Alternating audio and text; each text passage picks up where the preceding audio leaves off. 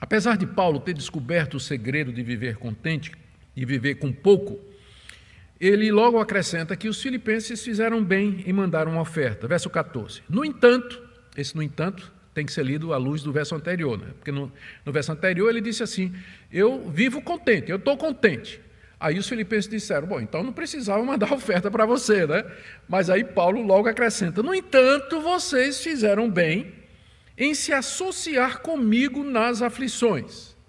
Aqui ele está se referindo à oferta, não é? Ele via aquela oferta que foi mandada pelos filipenses como uma sociedade dos filipenses com ele. E era uma sociedade interessante, né? Os filipenses entravam com sustento, com a ajuda e as orações, e Paulo entrava com os sofrimentos. Paulo entrava com as aflições de pregar o evangelho e evangelizar o mundo daquela época. E essa sociedade entre os filipenses e Paulo existia desde que Paulo esteve em Filipos. Lá em Atos 16 a gente tem um relato, e de lá saiu para pregar em outros lugares depois de fundar a igreja que estava lá. Os filipenses, veja só o que diz o verso 15, os filipenses foram a única igreja daquelas dezenas de igrejas que Paulo plantou, foi a única que se associou com Paulo em dar e receber. Veja o verso 15. E como vocês, filipenses, sabem muito bem, no início da pregação do Evangelho, ele se refere ao tempo que ele teve lá em Filipos, quando parti da Macedônia, Macedônia é o nome da província grega onde estava a cidade de Filipos, quando parti daí, nenhuma igreja se associou comigo nessa questão de dar e receber. Eles dariam recursos para Paulo e receberiam de Paulo sustento espiritual, exceto vocês somente. Já pensou? Paulo plantou, lê o livro de Atos, Paulo plantou muitas igrejas, mas só tinha uma igreja que se manteve em sociedade, entre aspas, com o apóstolo Paulo, apoiando financeiramente, em orações, o apóstolo Paulo, onde quer que Paulo passasse, e Paulo, em troca, com esses recursos, ele tinha condição de se manter e pregar o evangelho e plantar outras igrejas. A única igreja que fez isso foi a igreja de Filipos. E Paulo aqui lembra que eles tinham feito isso mais de uma vez, e a gente, quando estuda o livro de Atos, a gente percebe que pelo menos uma dessas vezes foi quando Paulo estava em Corinto. E ele menciona também uma vez quando ele estava em Tessalônica. Tessalônica ficava a cerca de 100 e poucos quilômetros de Filipos, ou seja, quando Paulo saiu de Filipos, ele foi para Tessalônica, não era muito longe, e já chegou uma oferta dos filipenses ali para ajudar Paulo durante o ministério dele em Tessalônica, pelo menos 2 vezes, está aí no verso 16, porque até quando eu estava em Tessalônica, por mais de uma vez, vocês mandaram bastante para as minhas necessidades. Pense numa igreja fiel. Pense numa igreja amorosa, uma igreja que entende o ministério evangelístico, o ministério pastoral, e que tinha visão, que envolvia nisso, e que se envolvia nisso. Nenhuma das igrejas por Paulo, fundadas por ele, tiveram esse cuidado. Aqui a gente aprende que sim, existem pastores que tiram o couro das igrejas, mas também tem igrejas que tiram o couro do pastor. Está muito claro aqui. Está muito claro aqui. A igreja de Filipos não tirou o couro de Paulo, pelo contrário, né? Ajudou o apóstolo Paulo. Mas as outras, nenhuma das outras, se envolveu com o apóstolo Paulo para sustentá-lo e ajudá-lo em base regular no seu ministério pastoral. Paulo faz mais uma ressalva. Lembra que eu disse no início que a estrutura aqui do texto é assim, ele agradece e aí faz uma ressalva para não dar a impressão que ele está querendo receber mais alguma coisa. Então, depois de falar da fidelidade dos filipenses, no verso 17, ele diz que ele não está com isso pedindo mais ajuda financeira. Verso 17, não é que eu esteja pedindo ajuda, pois o que realmente me interessa é o fruto que aumente o crédito na conta de vocês. Ao mencionar que eles sempre o ajudaram financeiramente, Paulo não estava dando indireta, né? Pedindo mais ajuda ainda. Ele não estava pedindo mais e nem queria receber mais oferta deles. O interesse de Paulo nessa sociedade com os filipenses sempre foi o que ele diz aqui, final do verso 17, o fruto que aumente o crédito na conta de vocês. Essa é uma maneira elegante do apóstolo Paulo dizer, simplesmente, que Deus recompense vocês pela bondade de vocês para comigo. Cada ajuda que vocês me dão, Deus coloca crédito na conta de vocês, e é isso que me interessa. Porque quanto mais vocês contribuem para mim, mais crédito Deus coloca na conta de vocês. No fundo, essa sociedade me interessa por isso. Porque você viver contente tendo pouco, sem viver contente. Vocês estão dando oferta? Amém. Estou muito feliz por isso, ajuda, chegou na hora certa, mas realmente o que me importa, eu não estou pedindo mais. O que me importa é que isso aumenta o crédito de vocês diante de Deus. O interesse dele nessa sociedade sempre foi essa. Gente, que coração pastoral, não é verdade? É uma repreensão para nós, pastores, que quantas vezes a gente está de olho no salário, a gente está de olho no que é que a gente vai ganhar naquilo que fazemos, quando a gente recebe convites para pregar fora. Eu sei que isso é uma tentação para muitos pastores, né? Eu recebo muitos convites para pregar fora. E eu preciso me cuidar para não ficar olhando assim e dizer, eu vou aceitar esse porque eu sei que esse aqui vai dar uma oferta, esse aqui não vai. É uma tentação muito grande. E não é à toa que o apóstolo Paulo manifesta aqui, não é à toa que está escrito na Bíblia esse tipo de coisa, para que os pastores examinem o seu coração. Qual é a sua motivação para ir para essa igreja e não aquela, aceitar esse convite e não esse, atender esse congresso e não aquele? Abençoar essa pessoa e não essa outra, dar atenção a esse e não dar atenção àquela. Por quê? E em muitos casos a resposta é o vil metal. O vil metal. E, infelizmente, por isso que a Bíblia está cheia de exortações a respeito da necessidade da gente sempre procurar a glória de Deus e não a nossa recompensa. Chegando mais no final, Paulo passa o recibo do recebimento da oferta do verso 18 ao verso 20. Acompanhe aí. Verso 18 ele diz, recebi tudo. O tudo aqui é a oferta que os filipenses mandaram. E tenho até de sobra. Porque os filipenses não eram assim, mão de vaca, né, como a gente chama. Quando eles davam mesmo, davam com generosidade. Estou suprido, ou seja, tenho o suficiente para as minhas necessidades, desde que Epafrodito me entregou o que vocês mandaram. Isso aqui é importante, sabe por quê?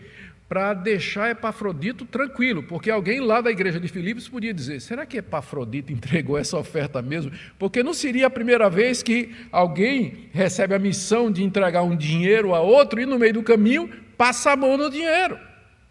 Então Paulo aqui, ele passa um recibo que isenta Epafrodito, que diz, Epafrodito entregou o que vocês mandaram. E com isso Epafrodito está tranquilo, não resta nenhuma suspeita sobre a lisura e sobre a honestidade de Epafrodito. Então era importante que Paulo fizesse isso, para resguardar a honra e o nome desse obreiro tão precioso da igreja de Filipos, que é Epafrodito. E Paulo diz, ele me entregou tudo que vocês mandaram. E olha, Paulo compara essa oferta ao aroma, oferta de aroma agradável e um sacrifício que Deus aceita e que lhe agrada. Essa linguagem aqui, do final do verso 18, Paulo está tirando do Antigo Testamento. Lá no livro de Êxodo, Deus mandou que Arão, quando oferecesse sacrifícios de animais, ele também queimasse incenso. Então, juntava aquele cheiro de carne assada, né, de churrasco, junto com um aroma suave, de um perfume preparado para aquilo. Era a oferta de aroma agradável. E diz lá que Deus aspirava aquele cheiro e aquilo era agradável a Deus, e ele recebia aquela oferta.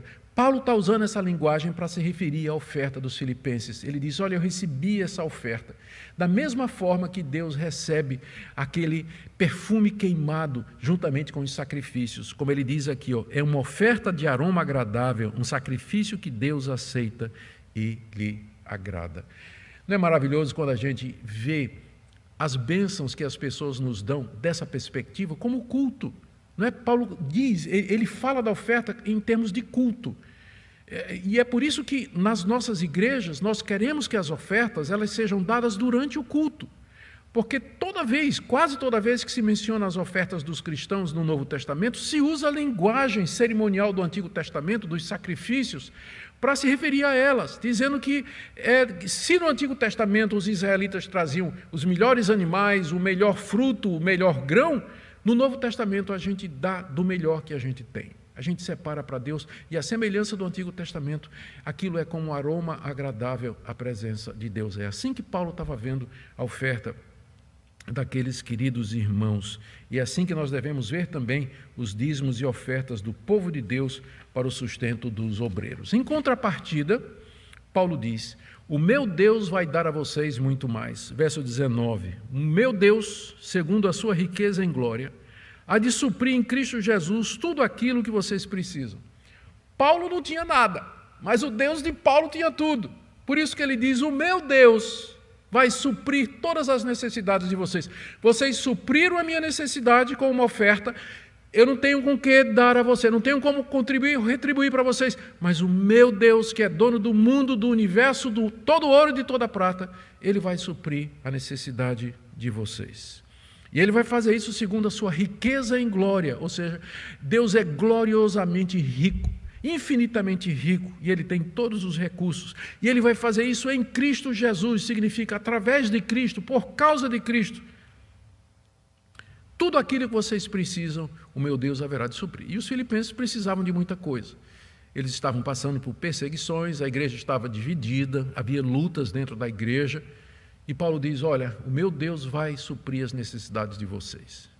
Vocês me abençoaram e o meu Deus vai abençoar vocês. Portanto, verso 20, a nosso Deus e Pai, seja a glória para todos sempre. Amém. No verso 19 ele disse, o meu Deus.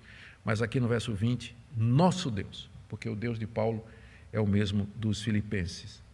E aí, algumas lições preciosas para nós, resumindo a mensagem de hoje. Primeiro, uma palavra a você, meu colega de ministério, você que é pastor. Nós temos que aprender a viver contente em toda e qualquer situação. Quando você aceitou o chamado de Deus para ser pastor, você renunciou a uma carreira onde você poderia ganhar muito e ter muito. Grande parte dos pastores das igrejas brasileiras, eles têm um salário abaixo do razoável, passam necessidade, eles têm que trabalhar para poder se sustentar, porque as igrejas são pequenas, não têm condição de mantê-los para fazer o trabalho pastoral. Sim, eu acredito que o trabalho pastoral ele deve ser de tempo integral. O pastor precisa de tempo para estudar a Bíblia. O pastor precisa de tempo para visitar as ovelhas, precisa de tempo para aconselhar as ovelhas, precisa de tempo para oração, ele precisa de tempo para cuidar da sua família. O que é que adianta ganhar a igreja e perder a família? Então o pastor deveria ter condições de servir de tempo integral, mas a grande maioria dos pastores no Brasil não tem condição. Então nós temos, você que se sente chamado ao pastorado, você que quer ser pastor, lembre disso, é uma vocação, não é um lugar onde ganhar dinheiro, mas é uma vocação. E a gente tem que aprender a viver contente em toda e qualquer situação. E outra coisa também, pastor, veja o cuidado com que Paulo lida com o dinheiro. Paulo passa recibo. Paulo deixa claro que ele não tem interesse em lucrar com aquilo ali, que a sociedade que ele tem com a igreja, a parte dele é espiritual, uma vez que ele não tem nada para dar. Isso é importante porque tem escândalo em cima de escândalo hoje, em cima de líderes evangélicos que desviam dinheiro, que não prestam contas, que não têm transparência no orçamento da igreja.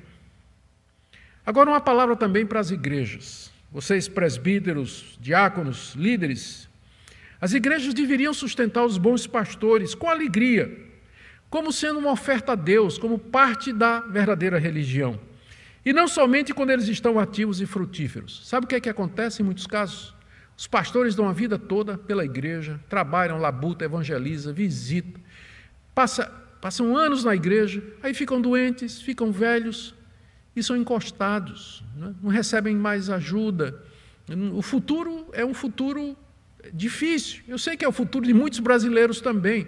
Mas esses homens serviram numa comunidade durante anos e anos e depois simplesmente são esquecidos. Devíamos ver como parte do culto que prestamos a Deus sustentar esses queridos pastores.